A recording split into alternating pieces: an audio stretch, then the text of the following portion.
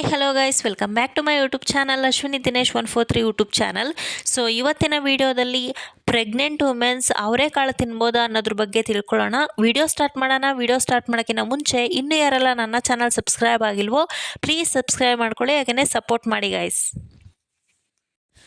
Okay, pregnant ಇದ್ದಾಗ ಪ್ರತಿಯೊಬ್ಬರಿಗೂ ಏನು ತಿನ್ನಬೇಕು ಏನು ತಿನ್ನಬಾರ್ದು ಅನ್ನೋದ್ರ ಬಗ್ಗೆ ಡೌಟ್ ಇದ್ದೇ ಇರುತ್ತೆ. ಏನಾದರೂ ಒಂದು ತಿನ್ಬೇಕಂದ್ರೂ ಅದು ಸೇಫ್ ಹೌದು ಅಲ್ವೋ ಅನ್ನೋದ್ರ ಬಗ್ಗೆ ಯೋಚನೆ ಮಾಡ್ತಾ ಇರ್ತೀವಿ.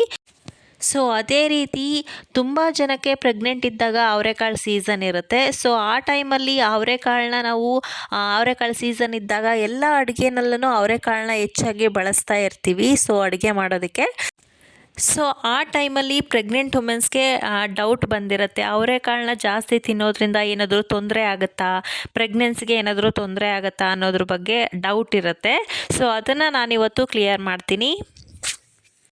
ಸೊ ಫಸ್ಟ್ ಪ್ರೆಗ್ನೆಂಟ್ ಇದ್ದಾಗ ನಮ್ಮ ಬಾಯಿ ರುಚಿ ನೋಡೋ ಬದಲು ನಮ್ಮ ಆರೋಗ್ಯಕ್ಕೆ, ನಮ್ಮ ಮಗುವಿಗೆ ಹೆಲ್ದಿಯಾಗಿರುವಂತಹ ಫುಡ್ಡನ್ನು ತಿನ್ನೋದು ತುಂಬಾ ಮುಖ್ಯ.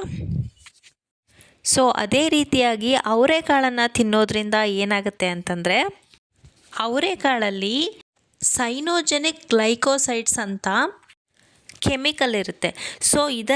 ಸೊ ಇದರಿಂದ ಅವರೆಕಾಳನ್ನ ಹೆಚ್ಚಾಗಿ ತಿನ್ನೋದ್ರಿಂದ ಏನಾಗುತ್ತೆ ಅಂದರೆ ಗ್ಯಾಸ್ಟ್ರಿಕ್ ಜಾಸ್ತಿ ಆಗುತ್ತೆ. ಸೊ ಇಲ್ಲ ನಮಗೆ ತುಂಬ ಬಯಕೆ ಆಗಿದೆ, ನಾವು ಅವರೆಕಾಳು ತಿನ್ನಬೇಕು ಅಂತ ತುಂಬ ಅನ್ನಿಸ್ತಾ ಇದೆ ಅಂತಂದರೆ ಒಂದು ಸೌಟಷ್ಟು ತಿನ್ನೋದ್ರಿಂದ ಏನೂ ತೊಂದರೆ ಆಗೋದಿಲ್ಲ. ಸೊ ಅತಿಯಾಗಿ ತಿನ್ನೋದ್ರಿಂದ ಗ್ಯಾಸ್ಟ್ರಿಕ್ ತುಂಬಾ ಜಾಸ್ತಿ ಆಗುತ್ತೆ. ಇಲ್ಲ ಅವರೆಕಾಳು ತುಂಬ ಫೇವ್ರೇಟ್ ಅನ್ನೋರು ಒಂದು ಸೌಟಷ್ಟು ತಿನ್ನೋದು ಒಳ್ಳೆಯದು. ಹಾಗೆಯೇ ಪ್ರೆಗ್ನೆನ್ಸಿ ಟೈಮಲ್ಲಿ ಅವರೆಕಾಳನ್ನು ಹೆಚ್ಚಾಗಿ ತಿನ್ನೋದ್ರಿಂದ ಸೊಂಟ ನೋವು, ಬೆನ್ನು ನೋವು, ಹಾಗೆಯೇ ಜಾಯಿಂಟ್ ಪೇನ್ ತುಂಬಾ ಜಾಸ್ತಿ ಆಗುತ್ತೆ. ಗ್ಯಾಸ್ಟ್ರಿಕ್ ತುಂಬಾ ಜಾಸ್ತಿ ಆಗಿ ಆಮೇಲೆ ಬಗ್ಗಿದಾಗ ಎದ್ದೊಳುವಾಗ ಕಾಲು ಹಿಡ್ಕೊಂಡಂಗೆ ಆಗುತ್ತೆ. ಕೆಲವೊಬ್ಬರಿಗೆ ಪ್ರೆಗ್ನೆನ್ಸಿ ಟೈಮಲ್ಲಿ ಅವರೆಕಾಳನ್ನ ಹೆಚ್ಚಾಗಿ ತಿನ್ನೋದ್ರಿಂದ ಬೇದಿ ಕೂಡ ಆಗುತ್ತೆ, ಹಾಗೆಯೇ ವಾಂತಿ ಕೂಡ ತುಂಬಾ ಜಾಸ್ತಿ ಆಗುತ್ತೆ. ಸೊ ಇದನ್ನು ಸ್ವಲ್ಪ ಲಿಮಿಟಾಗಿ ಅನ್ನೋದಕ್ಕಿಂತ ಒಂದು ಸೌಟಷ್ಟು ಮಾತ್ರ ತಿನ್ನೋದು ತುಂಬಾ ಸೇಫ್. ಹಾಗೆಯೇ ಹೊಟ್ಟೆ ನೋವು ಕೂಡ ಜಾಸ್ತಿ ಆಗುವಂತಹ ಚಾನ್ಸಸ್ ಕೂಡ ಇರುತ್ತೆ.